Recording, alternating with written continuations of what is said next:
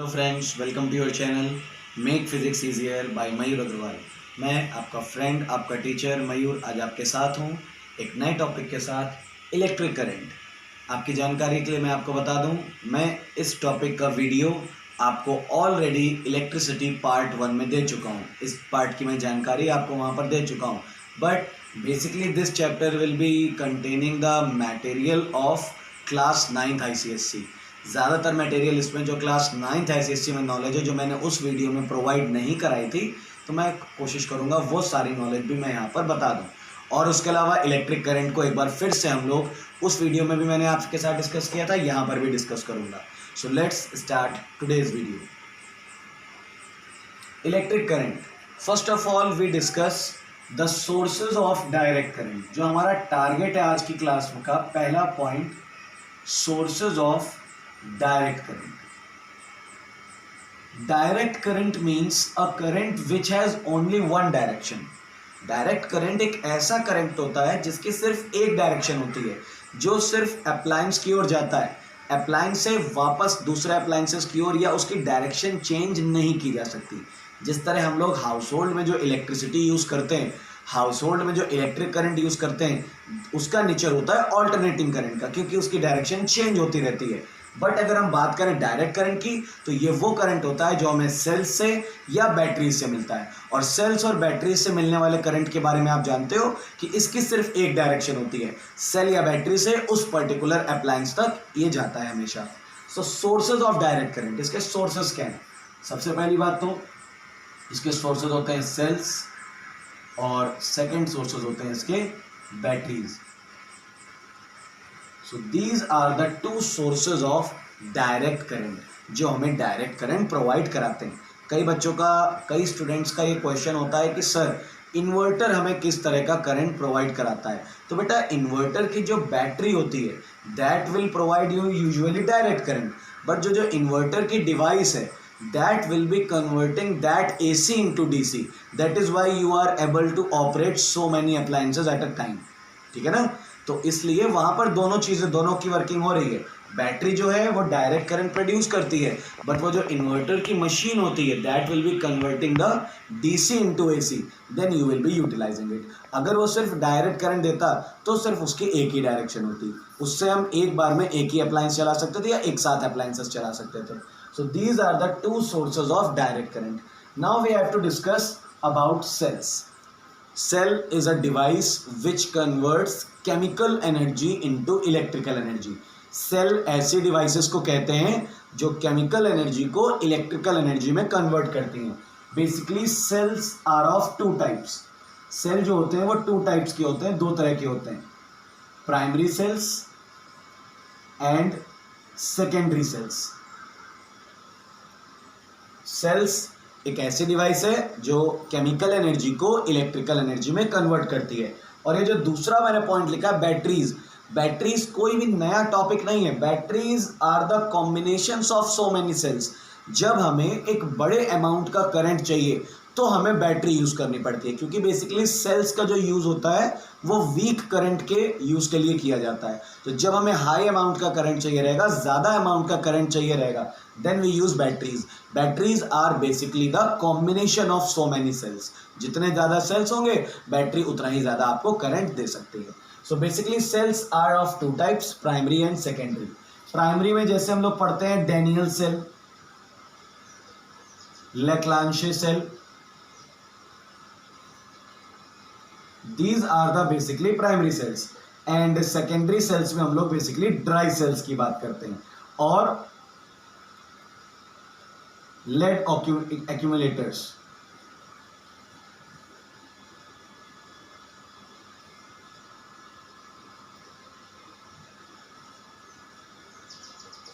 So basically primary में Daniel और लेक्लांशे cell जो आपको फिजिक्स लैब में अक्सर देखने को मिल जाएंगे।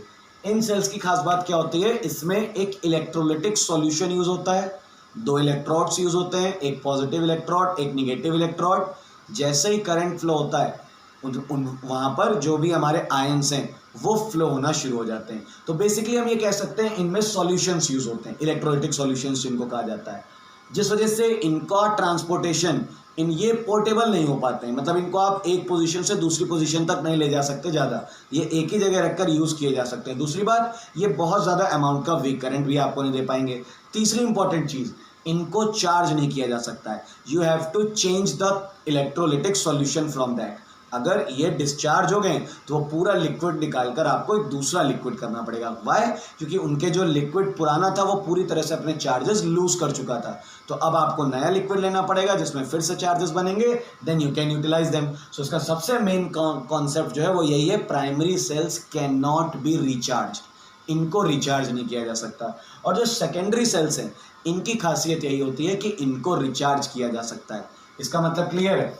प्राइमरी में अगर हम बात करें तो सिर्फ केमिकल एनर्जी इलेक्ट्रिकल एनर्जी में कन्वर्ट हो रही है प्राइमरी सेल्स में। और अगर हम सेकेंडरी सेल्स की बात करें तो इसमें दोनों काम होते हैं। जब सेकेंडरी सेल्स को आप यूज कर रहे हो, then the chemical energy converting into electrical energy, लेकिन जब आप उन्हें चार्ज करते हो, then the opposite process will be done, electrical energy into chemical energy. तो सेकेंडरी सेल्स की यही प्रॉपर्टी इनका यूज बहुत ज़्यादा बढ़ा देती है, क्योंकि इनमें दोनों प्रोसेस मतलब हो सकते हैं। So basically the chemical reaction which is occurred in primary cells is irreversible. Primary cells में जो केमिकल रिएक्शन हो रही है वो इरिवर्सिबल है, रिवर्स नहीं हो सकती, only chemical to electrical, that is Y.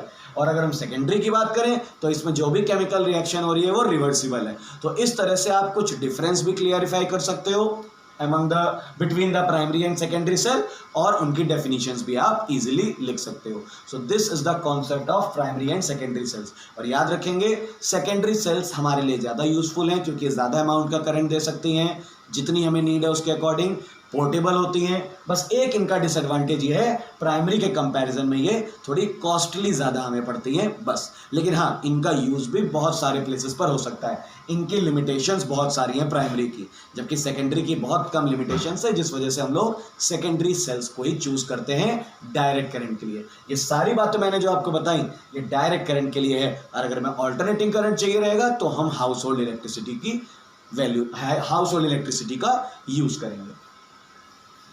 So basically these are the sources of direct current. Now we are going to discuss the main concept which I have written the name of the chapter, electric current. Basically अगर मैं यहाँ पर सिर्फ current लिखता हूँ तो जैसा कि आप जानते हो currents can be produced in water bodies also, आप लोगों ने सुने भी होंगे।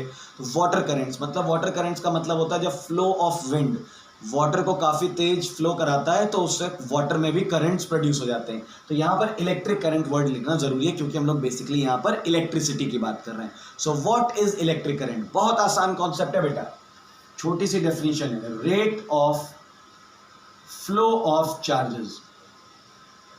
किसी भी कंडक्टर में जो भी चार्जेस फ्लो होते हैं वो उनकी रेट क्या है फ्लो होने की? रेट का मतलब है विद रिस्पेक्ट टू टाइम, पर सेकेंड, एक सेकेंड के अंदर कितने चार्ज फ्लो हो सकते हैं किसी कंडक्टर में, that quantity is called electric current. It is represented by letter I, charge per second, that is why the formula for electric current is I is equal to Q upon T, where Q is charge and T is the second. अगर मैं कहूं कि किसी भी conductor में 5 seconds में 200 coulomb charge flow हो रहा है तो इसका मतलब क्लियर है, वहां पर करंट कितना हो जाएगा? 200 डिवाइडेड बाई 5, 40। अब इसकी यूनिट की बात कर लेते हैं। क्यू की यूनिट, चार्ज की यूनिट होती है कूलम और टाइम की यूनिट होती है सेकेंड। तो अगर हम बात करें तो इसकी यूनिट आएगी coulomb per second, because this concept was given by a scientist named Ampere. So इसको कंबाइन करके हम लोग कह देते हैं एम्पियर। एम्पियर का सिंबल सिर्फ कैपिटल ए होता है। Okay, so SI unit for electric current is ampere, याद रखेंगे। तो यहाँ पर 40 एम्पियर आंसर आ जाएगा। So this is the unit of ampere. अब अगर हमें 1 एम्पियर की डेफिनेशन बनानी है, डिफाइन 1 एम्पियर, 1 एम्पियर की डेफिनेशन बनाने के लिए will take the help of this formula. अगर मैं यहाँ पर Q को रख देता हूँ 1 कूलम और टाइम को रख देता हूँ 1 सेकेंड, तो 1 कूलम अपॉन 1 सेकेंड क्या आंसर आ जाएगा? 1 कूलम पर सेकेंड, जिसे मैं कहूंगा 1 एम्पियर। तो डेफिनेशन 1 एम्पियर की ये बना सकते हो आप, when 1 coulomb of charge flowing in a conductor in 1 second, जब 1 कूलम्ब का चार्ज किसी कंडक्टर में 1 सेकेंड के अंदर फ्लो हो रहा है, then we can say that the electric current in that conductor is 1 ampere. तब हम कह सकते हैं उस कंडक्टर में जो भी इलेक्ट्रिक करंट है उसकी वैल्यू 1 एम्पियर है। We can define like this also, अगर मैं यहां पर दोनों की क्वांटिटी को 2 कर देता हूं तो भी डेफिनेशन 1 एम्पियर की आ जाएगी, बट हम लोग जब भी किसी यूनिट की डेफिनेशन लिखते हैं then we use always unit quantities, मतलब सिंगल वैल्यू 1 वैल्यूज के 1 मैग्नीट्यूड में हम लोग हमेशा लेते हैं। तो अगर आपके मन में डाउट आ रहा है कि इस तरह से यूनिट की डेफिनेशन लिखे, तो प्लीज बेटा it is my request that you can not right, आप हमेशा इसी टर्म्स में लिखेंगे यूनिट की डेफिनेशन 1 के टर्म्स में। When 1 coulomb of charge flowing in a conductor in 1 second then the electric current in that conductor is called 1 ampere. Ampere क्या है? इलेक्ट्रिक करंट की SI unit. Okay, what is electric current? Rate of flow of charges in a conductor, किसी भी conductor में time के respect में कितने charges flow हो रहे हैं। This is the concept of electric current. It is always denoted by letter I. Now we are going to discuss about the direction of electric current. हमें direction of electric current कैसे पता चलेगी? Direction of electric current. So always remember that we have 2 methods. अगर हमें किसी भी circuit में terminals पता है then we can find, और अगर हम टर्मिनल्स नहीं जानते हैं then we have to use the direction of electrons. So the direction of electric current is always from positive terminal to negative terminal.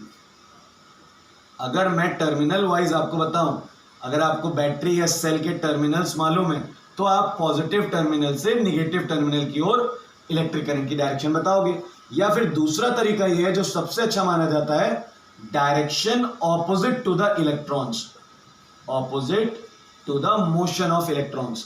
जिस डायरेक्शन में इलेक्ट्रॉन्स मोशन कर रहे होंगे उसके जस्ट ऑपोजिट डायरेक्शन में हमेशा करंट फ्लो होगा। So this is also called as conventional direction of current. Conventional direction of current says that the electric current always flows opposite to the direction of motion of electrons. So this is the concept of electric current and this is the concept of direction of electric current. अगर आपके सामने circuit दिया है, जैसे मान लेते हैं मैंने ये एक सर्किट दिया है जिसमें टर्मिनल्स बने हुए हैं, ये पॉजिटिव है निगेटिव है, सो पॉजिटिव टू निगेटिव यानी यहां पर इस तरह करंट फ्लो होगा। या फिर अगर किसी मटेरियल में इलेक्ट्रॉन्स हैं, all the electrons are moving this side, सारे इलेक्ट्रॉन्स इधर जा रहे हैं, इसका मतलब है उस मीडियम में जो करंट फ्लो होगा वो उनके ऑपोजिट होगा। So always you have to remember, current इधर जा रहे हैं, देख रहे हैं आप, तो करंट इधर जा रहे हैं तो इसका मतलब है करंट की डायरेक्शन की मोशन दिस साइड, सो जो इलेक्ट्रिक करंट है वो इस तरफ जाएगा। So this is the concept of direction of electric current.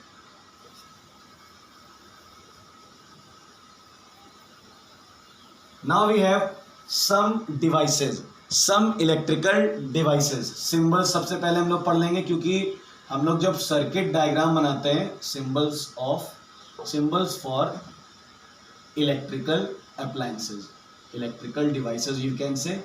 Circuits में हमें सिंबल बनाना काफ़ी इनकन्वीनियंट हो सकता है। मान लीजिए हमें एक बल्ब का या एक बैटरी का सिंबल बनाना है तो उसका एक्चुअल डायग्राम नहीं बनाते, उन सभी के सिंबल्स डिस्कस हैं। सो इस हेडिंग में हम लोग उन सारे जो भी हम लोग फिजिक्स लैब में खासकर डिवाइसेस यूज करते हैं एक्सपेरिमेंट्स के लिए, उनके बारे में बात करेंगे। तो जो सबसे पहले हम लोग बात करने जा रहे हैं वो है हमारे पास सोर्सेज ऑफ करंट की।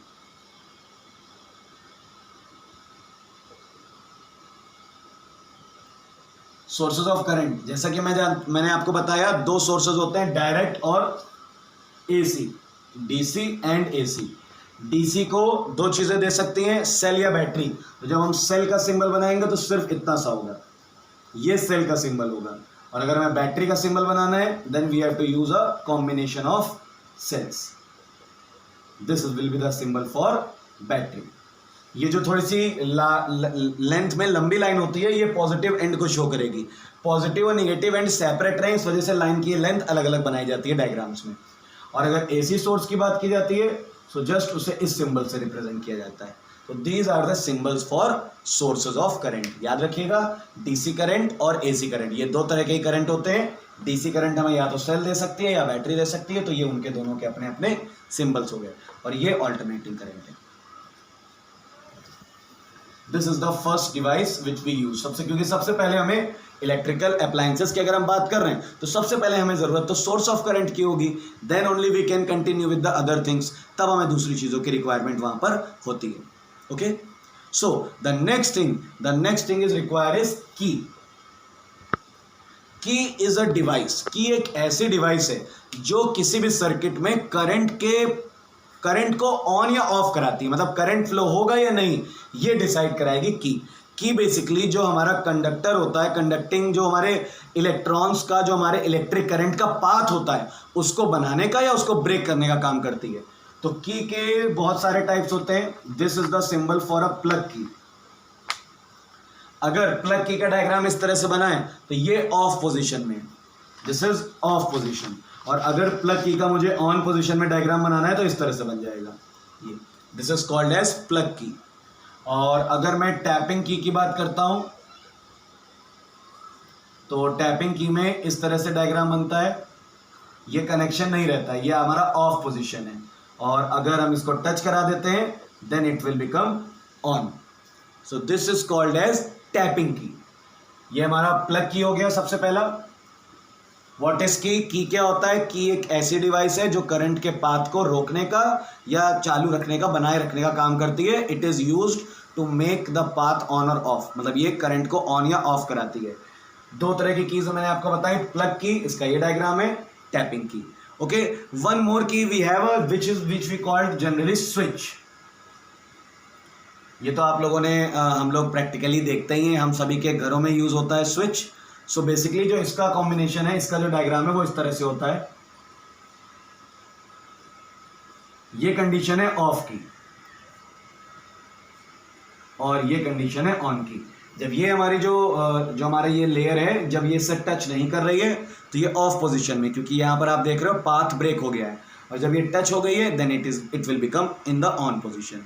तो मतलब हम देख रहे हैं जैसे यहां पर भी ये डॉट नहीं लगा, इसका मतलब पाथ इनकम्प्लीट है, इसीलिए ऑफ है. जैसे डॉट लगा मतलब आपने इसमें प्लग इंसर्ट कर दिया, तो प्लग इंसर्ट करने से उसको पूरा एक पाथ मिल गया तो करंट फ्लो होने लगा. यहां पर भी आप देख रहे हो गैप आ गया है, इसी वजह से पाथ यहां पर ब्रेक हो गया है, इसीलिए ऑफ पोजीशन में. और जैसे इसको ज्वाइन किया जाएगा ये ऑन पोजीशन में आ जाएगी. So these are the symbols for key. Key is a device which is used to make the path of the current on and of.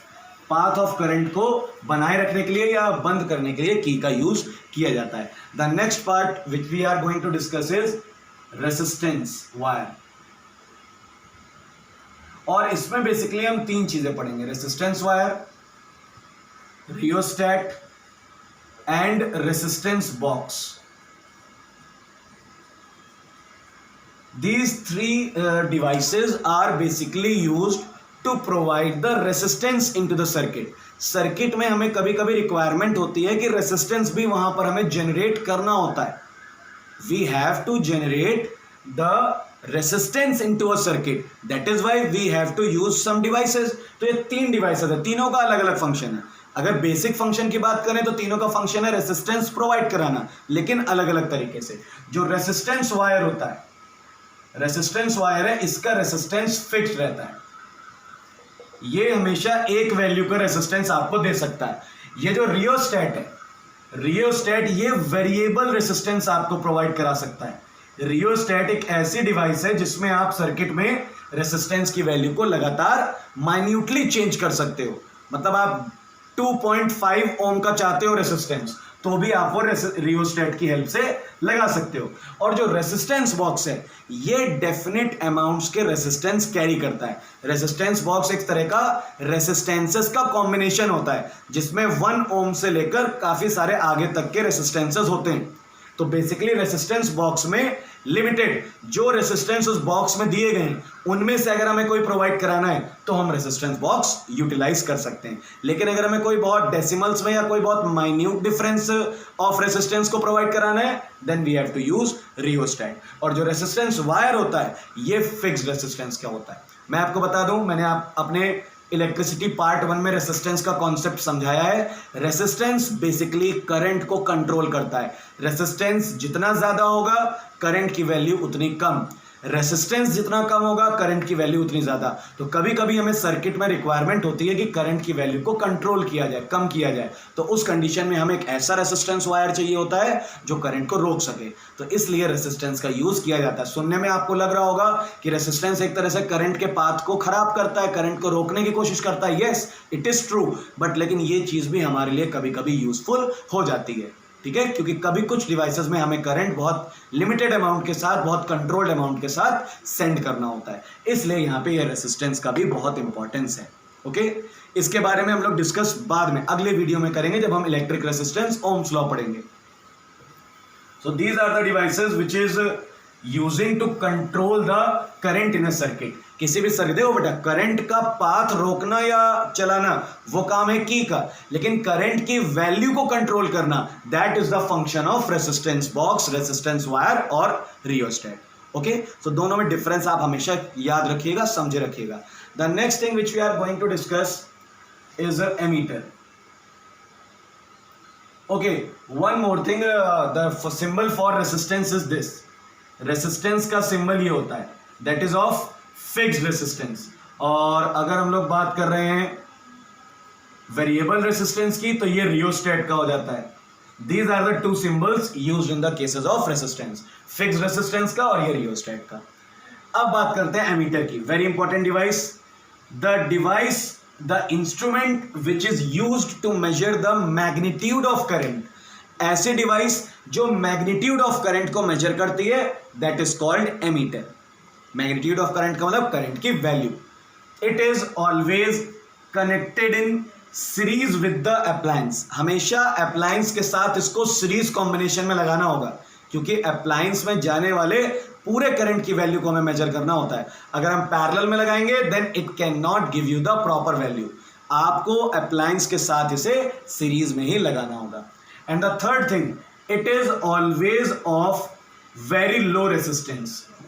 जो एमीटर हम लोग यूज करते हैं ये बहुत कम रेसिस्टेंस का होना चाहिए। रीजन क्या है, अगर ज्यादा रेसिस्टेंस का होगा एमीटर तो वो ज्यादा से ज्यादा करंट को एब्जॉर्ब कर लेगा, ज्यादा से ज्यादा करंट को वेस्ट कर देगा, तो वो करंट की सही वैल्यू को मेजर नहीं कर पाएगा। That is why the ammeter should always be of low resistance, very low resistance. तो ये तीन बातें आपको एमीटर के लिए याद रखनी है। The first thing is ammeter is a device which is always used to measure the magnitude of current. Second thing, it is always connected in series, and the third thing, it should be of very low resistance. इसका diagram simply सिर्फ इस तरह से बनाकर एक circle, उसमें A लिख देते हैं और टर्मिनल्स के लिए प्लस माइनस का साइन लगा देते हैं। So this is the concept of emitter. The next device, the next instrument is voltmeter. जिस तरह नाम से ही पता चल रहा है, volt is the unit for potential difference और we can say voltage. So voltmeter is a device which is used to measure the potential difference between the terminals of the circuit. Terminals के बीच में कितना potential difference है, उस potential difference को major करने के लिए वोल्टमीटर का यूज होता है। That is always connected in parallel with the terminals. Terminals के साथ इसको पैरेलली कंबाइन करते हैं। रीजन क्या है, क्योंकि इसका काम है टर्मिनल्स के बीच का पोटेंशियल डिफरेंस बताना, किसी अप्लायंस का नहीं। तो अप्लायंस के दो टर्मिनल्स होते हैं, तो उन दोनों टर्मिनल्स के बीच में इसको रखा जाएगा, then it can measure the potential difference between those two terminals. That is why it is always connected in parallel. और third thing, it is of very high resistance. ये बहुत हाई रेसिस्टेंस का होना चाहिए। उसके पीछे रीजन क्या है, बिकॉज इसका करंट से कोई मतलब नहीं है। तो अगर करंट इससे पास थ्रू होता भी है तो करंट की वैल्यू से कोई इफेक्ट ना हो, इसलिए इसका रेसिस्टेंस बहुत हाई रखते हैं, जिससे करंट को नेग्लेक्ट कर दे। It can neglect the value of current. So 3 points याद रखने वाले। वोल्टमीटर में क्या क्या हो गया, the device which is used to measure the potential difference between the terminals, the device this is always connected in parallel with the terminal, and it is always of very high resistance. So these are the concepts of voltmeter. The next thing is similarly to the ammeter is a galvanometer. और volt meter का बेटा जो diagram होता है वो ammeter की तरह ही होता है, सिर्फ हम लोग सर्कल बनाकर वे लिख देते हैं और प्लस माइनस उसके लिए सर्किट के अकॉर्डिंग यूज होगा। गैल्वेनोमीटर का भी रिलेशन है इलेक्ट्रिक करंट से, बट ये एक ऐसी डिवाइस है जो इलेक्ट्रिक करंट की डायरेक्शन को बताती है। साथ ही साथ अगर सर्किट में इलेक्ट्रिक करंट की वैल्यू बहुत छोटी है, बहुत वीक करंट है, then it can also be detected by galvanometer. तो इसके मेन दो फंक्शंस हो गए, very weak amount of current, इसको आइडेंटिफाई करना, और दूसरा डायरेक्शन ऑफ करंट। भाई अभी मैंने आपको बताया करंट की जो डायरेक्शन होती है वो positive terminal to negative terminal होती है। अगर आपको टर्मिनल्स की नॉलेज नहीं दी है या प्रैक्टिकली आप कर रहे हो, प्रैक्टिकली तो टर्मिनल्स आपको पता नहीं चलेंगे, तो इसलिए आप वहां पर गैल्वेनोमीटर डिवाइस का यूज करके करंट की डायरेक्शन पता कर सकते हो। साथ ही साथ ये बहुत वीक अमाउंट ऑफ करंट को भी डिटेक्ट करा सकता है। और इसका कॉन्सेप्ट भी वही है, ये हमेशा सीरीज में लगाया जाएगा अप्लायंस के साथ, लो रेसिस्टेंस का होना चाहिए। तो जो भी चीजें हम लोग एमीटर में फॉलो करते हैं जोड़ने के लिए, सर्किट से कंबाइन करने के लिए, वो सारी चीजें इसमें भी फॉलो करेंगे। और इसका सिंबल भी इस तरह होता है, generally it is represented by this, circle के अंदर जी लिख देते हैं। So this is called as galvanometer. ये थी हमारी कुछ मेन डिवाइसेस। और इसके अलावा हमारे पास और डिवाइसेस हैं, जैसे कि लोड में हम लोग कोई बल्ब हो सकता है, कोई फैन हो सकता है, तो उनके लिए सिंपली बस हम इस तरह से फंक्शन यूज कर लेते हैं बल्ब के लिए, ठीक है। तो इस तरह से लोड का हमारे पास कोई बहुत ज़्यादा बर्डन नहीं है, या इस तरह से अगर हम चाहें तो लोड का यूज कर सकते हैं। ये सारे लोड के सिंबल्स हैं। लोड बेसिकली मीन्स होता है the devices which are using electric current in the circuit, जो इलेक्ट्रिकल एनर्जी को कंज्यूम कर रही हैं वो सारी डिवाइसेस लोड कही जाती हैं। उसमें हीटर भी हो सकता है, और बल्ब भी हो सकता है, कूलर भी हो सकता है, टेलीविजन भी हो सकता है। लोड के अंदर वो सारे इलेक्ट्रिकल अप्लायंसेस आ जाते हैं। और जो लास्ट चीज है वो है कनेक्टिंग वायर्स। तो कनेक्टिंग वायर्स के सिंबल्स को सिर्फ आप इस तरह लाइनिंग से दिखाते हो। हाँ, ये याद रखिएगा, कभी कभी कंडक्टिंग वायर जब एक दूसरे के ऊपर से पास होते हैं तो उनको पास करने के लिए इस सिंबल का यूज होता है। ये सिंबल ये रिप्रेजेंट कर रहा है कि ये वाला वायर तो स्ट्रेट जा रहा था, दूसरा वायर जो उसके ऊपर से लाया गया है उसको विदाउट टचिंग इट इसके ऊपर से पास करा दिया गया है। तो ये कनेक्टिंग वायर्स के सिंबल्स होते हैं। सिंपली लाइंस ड्रॉ कर देंगे लाइन सर्किट में, तो वो कनेक्टिंग वायर्स शो करेंगे। और जहां पर लाइंस नहीं मिलेंगी, जैसे मान लीजिए मैंने ये शो किया है, इसका मतलब यहां तक वायर है और इसके बाद यहां पर क्या है, ब्लैंक है, फिर वायर शुरू हो गया है। So this is called as the symbols related to circuit diagrams. अब हम लोग के पास जो भी सर्किट डायग्राम्स आते हैं हम उनके आराम से सिंबल्स बना सकते हैं। Okay, so this is the concept of all the symbols. The last thing which we discuss in today's video is closed and open circuit. Closed और open circuit क्या होता है? Open circuit is that circuit in which current cannot flow. Open circuit का मतलब है उसका path open है, उसका पाथ खाली है, इस वजह से वहां पे करंट फ्लो नहीं होगा। और क्लोज सर्किट का मतलब जो पूरी तरह से बंद है, जो पूरी तरह से कंडक्टिंग पाथ जो है पूरी तरह से क्लोज है और वहां पर करंट फ्लो हो सकता है। तो फिजिक्स की लैंग्वेज में अगर मान लीजिए करंट ऑन नहीं है तो जो सर्किट है हमारा पूरा, करंट मतलब की हमारी ऑफ है, तो बेसिकली वो एक ओपन सर्किट है। और अगर की हमारी ऑन हो गई, चालू कर दी गई है कि करंट फ्लो हो रहा है, then it is called as close circuit.